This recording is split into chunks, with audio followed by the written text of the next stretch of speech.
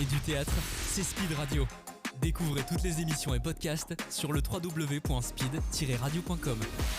De retour sur Speed Radio pour une interview théâtrale. Je suis en compagnie de Jean-Baptiste, Olivier et Marie-Clotilde.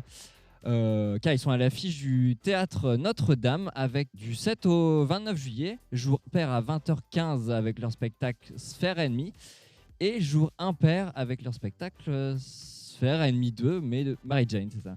Comment vous allez ? Comment ça se passe à Avignon ? Super. Ça se passe plutôt très bien, il fait très chaud, mais le public a manifestement envie d'aller au théâtre après les années de Covid et tout ça, donc il y a une bonne ambiance.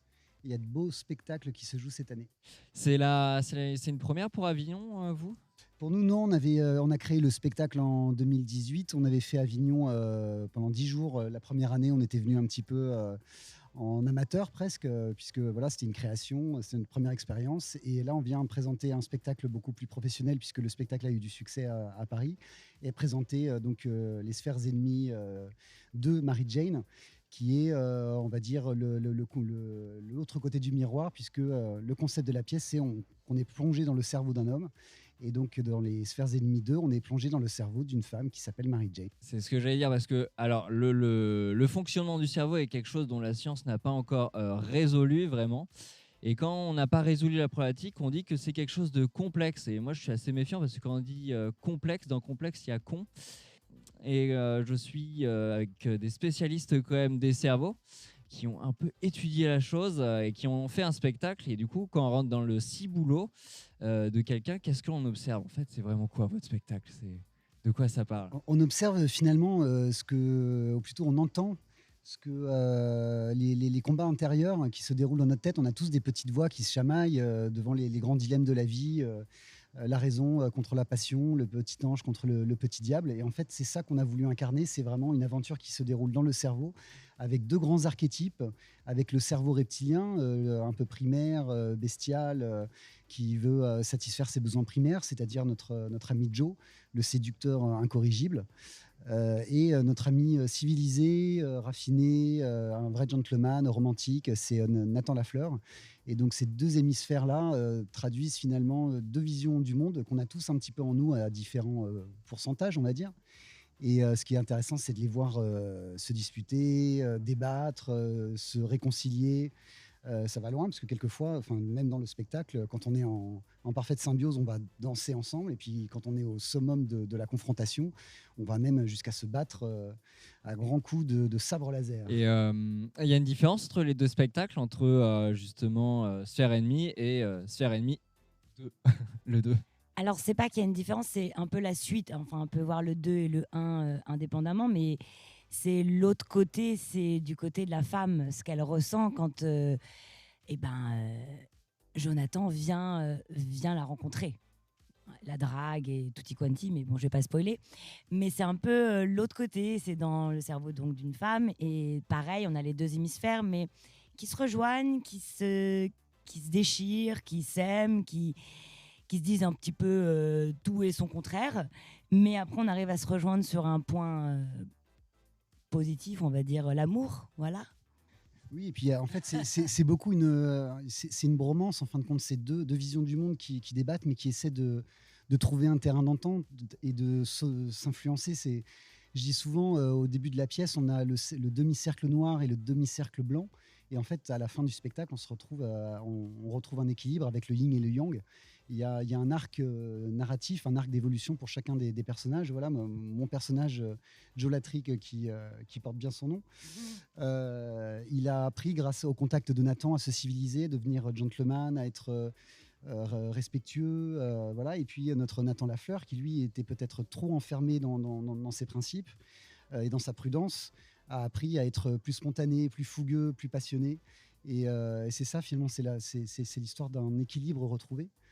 Et peut-être la différence qu'on a sur les Sphères 2 avec Mary-Jane, c'est que on parle de la rencontre avec Jonathan, donc le personnage principal des Sphères 1. Mais très vite, la pièce s'intéresse à Mary-Jane en tant que personne et pas juste en rapport avec l'homme de sa vie.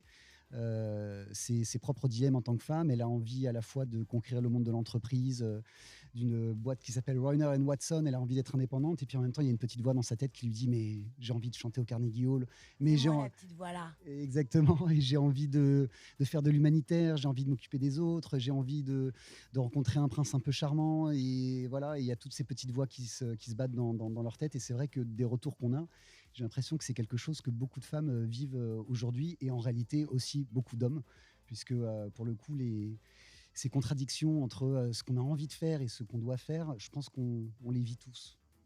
Alors, on met combien de temps pour écrire un spectacle comme ça? Parce que c'est une sorte aussi de mise en abîme de soi-même, car on a tous un yin, un yang, et on se remet toujours en question. Du coup, on se dit, parmi mes expériences de vie, j'imagine qu'il y a aussi peut-être un côté expérience de vie. On se dit, ah ça j'ai vécu cette situation-là, mais est-ce que c'est vraiment drôle? Enfin voilà, comment on écrit un spectacle de ce type? Enfin même ces deux spectacles. Alors déjà, c'est vrai qu'il y a il y a un côté autobiographique, notamment sur la première, puisque le pitch provient d'une private joke avec ma compagne à l'époque, où je lui expliquais que dans ma tête, il y avait un petit ange et un petit diable, et qu'il fallait pas qu'elle s'inquiète quand on était en dîner en amoureux si j'écoutais pas ce qu'elle dit, si j'avais les yeux plongés dans son décolleté. C'est parce que j'étais un homme basique, voilà, et j'étais civilisé, très amoureux d'elle, mais quelquefois, j'étais pas très concentré. Et donc, ça l'a fait rire. Et de ça est né un petit peu ce concept-là. Et on a travaillé avec Olivier Teillac, mon partenaire de scène. Ce concept-là, on a travaillé l'univers visuel. On a un décor steampunk qui marque souvent les esprits. On avait un peu les mêmes références culturelles, le même type d'humour. Donc, on a créé ce spectacle vraiment en y mettant tout notre cœur et tout notre univers comique et même intellectuel, puisque la pièce explore la psychologie humaine. Donc, en fin de compte, on a essayé de faire quelque chose d'intelligent. Donc voilà, c'est vrai que c'est, en tout cas, pour répondre à cette question sur l'écriture, en fait, on ne s'est pas posé beaucoup de questions. On a toujours beaucoup discuté avec Olivier sur les rapports hommes-femmes, ce genre de choses, et on a mis un petit peu le fruit de tout ça là-dedans, le fruit de nos expériences personnelles. Et puis, ce qu'il faut savoir, c'est qu'on est en constante réécriture. Même pour les filles, là, grâce à Marie-Clotilde et Justine, on continue encore hier à trouver des petites idées, des petites améliorations, des choses à couper, des choses à rajouter, à expliciter. Donc en fait, l'écriture, elle ne s'arrête jamais, et on cherche en permanence à améliorer ça. Et voilà, c'est vrai qu'on travaille en famille avec notre metteur en scène qu'on connaît depuis des années et qui a apporté au spectacle aussi toute sa sensibilité artistique. Voilà, on est toujours en recherche et toujours en collaboration, tous les 5 dans notre équipe, pour essayer de faire passer le meilleur moment possible aux spectateurs qui viennent nous voir. Alors j'ai vu que le premier spectacle, il y avait eu un petit Molière de décerné en 2019. C'est quelle sphère du cerveau qui a été le plus touchée du coup? C'est une très très bonne question. L'ego, très clairement. Donc l'ego, ça va être Joe. Parce que voilà, c'est flatteur, c'est certain. Mais en même temps, je pense que, on va dire, Nathan, la partie altruiste, était extrêmement contente, parce que, encore une fois, je l'ai dit à l'instant, mais ça a été une affaire de famille presque depuis le début, une aventure de potes. D'autant plus que quand les filles ont rejoint le projet, parce qu'elles se sont vraiment investies sur le fond, sur la mise en scène, etc. Donc il y a un truc de se dire, en fait, quand on met tout son cœur dans un projet, qu'on essaie juste de donner à réfléchir, de donner à rire, et qu'on est sincère dans la démarche, finalement, il y a un petit clin d'œil du destin avec ce petit Molière. Donc oui, il y a l'ego qui est flatté, et puis un petit truc de karma de « Ah, on a bien travaillé, on a fait le taf quand même ». Selon les Grecs, il y avait 4 types d'amour. Il y avait l'éros, la philia, le storge, l'agapé. Vous connaissez un peu le principe, c'est-à-dire il y a un amour qui peut être très passionnel, un autre ça va être l'amour plus du prochain, l'autre ça va être l'amour amical, un amour spirituel. Vous, c'est quoi votre type d'amour? Alors, pour compléter, alors ta recherche est très bien, mais en réalité, il y en a 7 des types d'amour. J'en ai toujours vu que 4, c'est pour ça. Et tu as oublié le fondamental, celui de Joe, qui est porneia, et qui a donné son nom du coup au film qu'on peut voir sur Internet. Et qui est, alors c'est intéressant parce que l'étymologie, c'est on est dans la consommation presque cannibale, c'est-à-dire c'est vraiment la chair, on a envie de mordre, etc. Enfin, il y a vraiment un côté consommation de l'autre.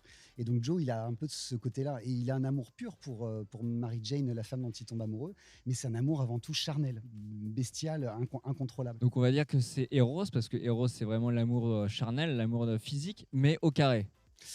C'est ça, c'est ça. Et borderline, en fait. Il est un peu borderline, Joe, on va pas se le cacher.